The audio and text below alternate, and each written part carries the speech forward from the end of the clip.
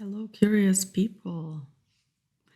Today I want to answer a question that came from a first-year PhD student who is studying electrical engineering and is already clear that he wants his path to be towards creating a startup.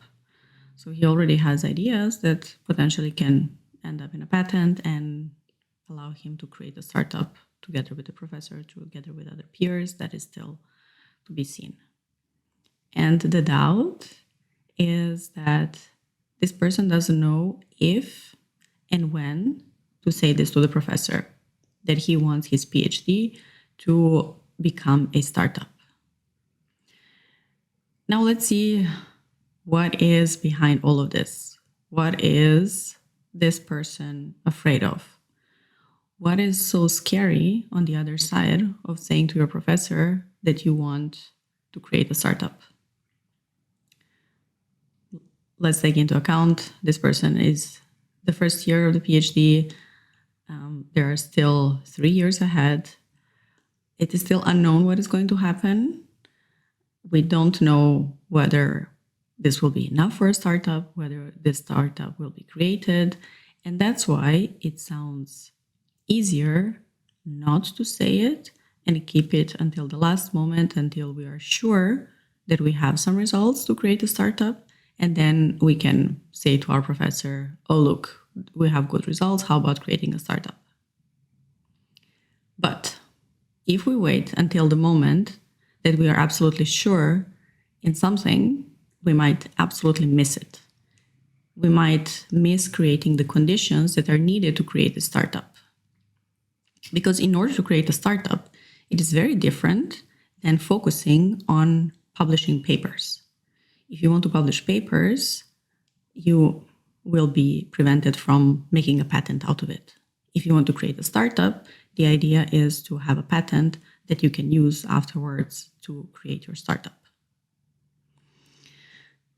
This doesn't have to be the case, but it's something that can help you in creating your own startup. And PhDs can go very different ways. If this is not communicated, maybe the professor has one idea. This professor just wants to have the results, publish them in a conference, publish them in papers, and see you somewhere in another company where you will be working. So maybe this is just an idea that the professor has in mind, but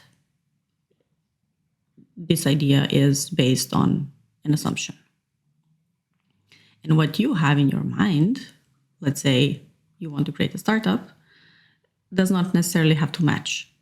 That's why it is very important to discuss this upfront.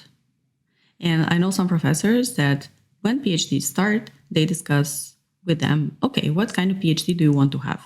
What is really the reason you are doing this? What is the outcome that you are expecting? Are you expecting to publish 5 papers? If yes, we are going to focus on getting you those 5 papers. Are you focusing on getting to as many conferences as possible? Okay, let's see if this professor can support you in that. Are you focused on creating a startup? If yes, then let's see how also this project and this professor can help you and also teach you, give you some things that are needed to learn how to get the results for a patent so that it's easier afterwards to create a startup. And this all sounds like a fairy tale in your head, maybe, because you say, oh, my supervisor is not going to support me. And maybe you have evidence for that, but I challenge you to try it. If this is too scary, try to do one step that doesn't seem so scary. We do have a lot of stories in our head that our PhD supervisor is not going to support us, that we're asking too much, that we are making a promise that we will not be able to keep up with.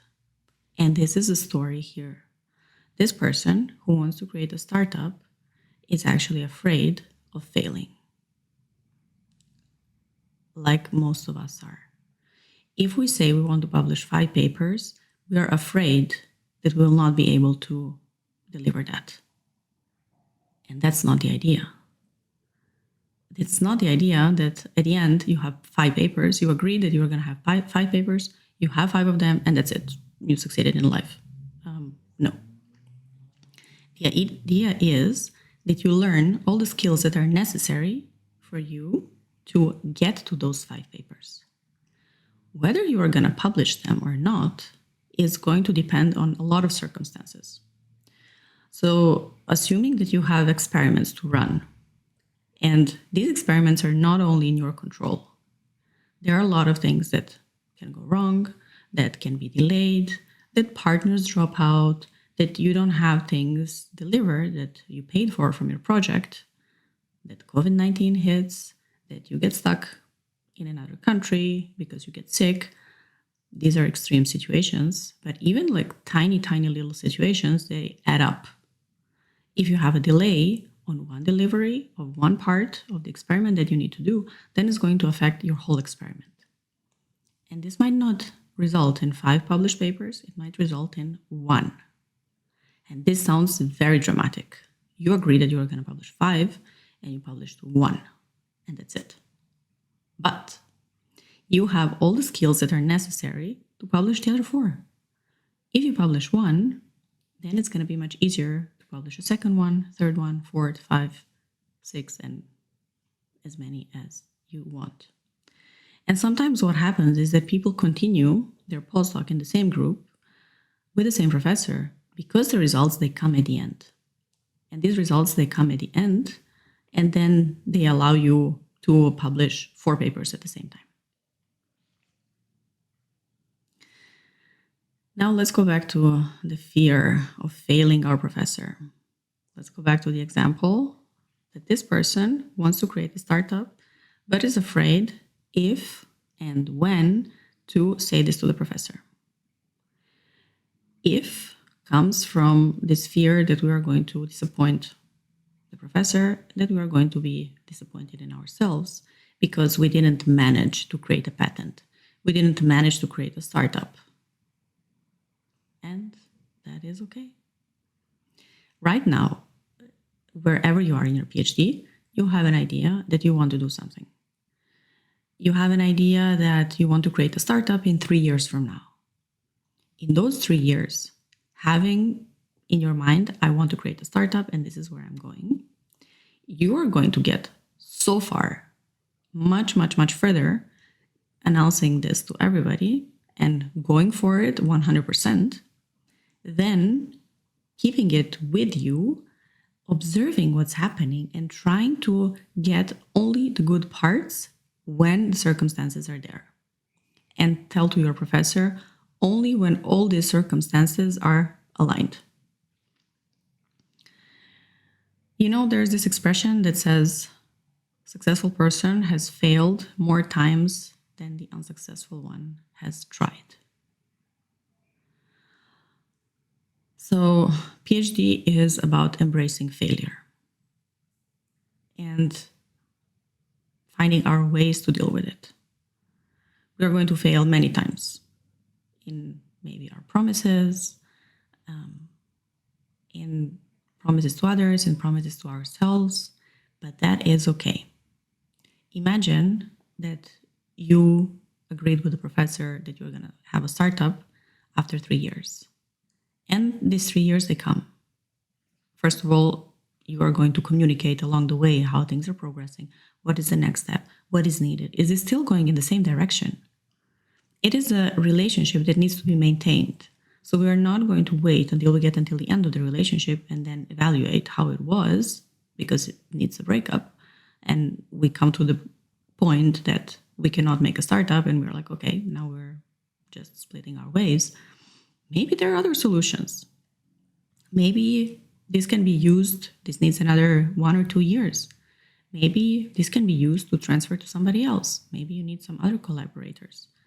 But having an open communication about where you are going and not being afraid to change your mind, that is the key.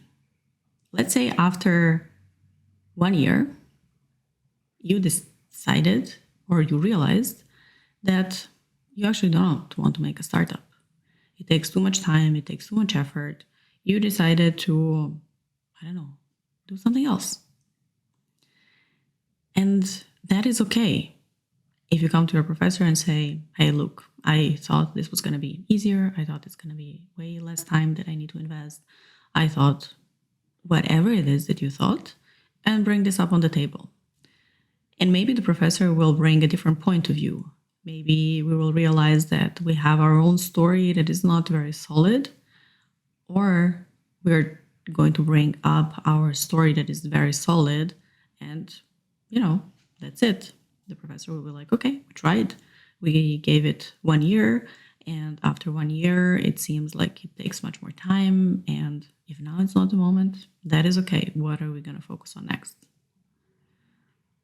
Again, this might sound as a fairy tale in your head that the professor will respond like this, but I am absolutely convinced that majority of people out there are going to be supportive.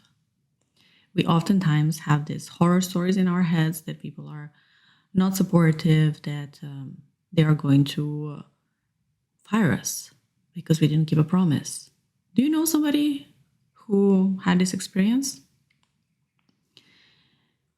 If you do, it's good to be aware where these people are, who these groups are, etc. But if you see that in your group this is not the case, please use this opportunity to advance. And even if there's a person on the other side who is not supportive, it's good to know this upfront. Imagine that you have in your head that you want to create a startup, and only after 3 or 4 years you realize that this professor is not going to support you, that you have been going along this way and trying to get to a point where you want to create a startup, and this person is going to stop you in doing that. Better to know this upfront. Better to ask first thing when you start your PhD and see if you have the support, because it takes 2 to tango. It takes 2 to get to a successful PhD. If this person is going to block you and not going to support you, etc., better to find somebody else in the beginning. But for that, we need to verify that, because oftentimes we think that this person expects something else from us, that we are not delivering what is expected, and that is often the burden that we put on ourselves.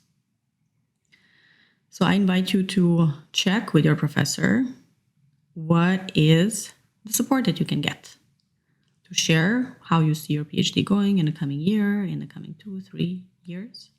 And if you don't know, it can also be an opener, and having a discussion with your professor can help you understand what is this point. So if you ask me, there is nothing to be lost. You can only gain something. You can learn about yourself.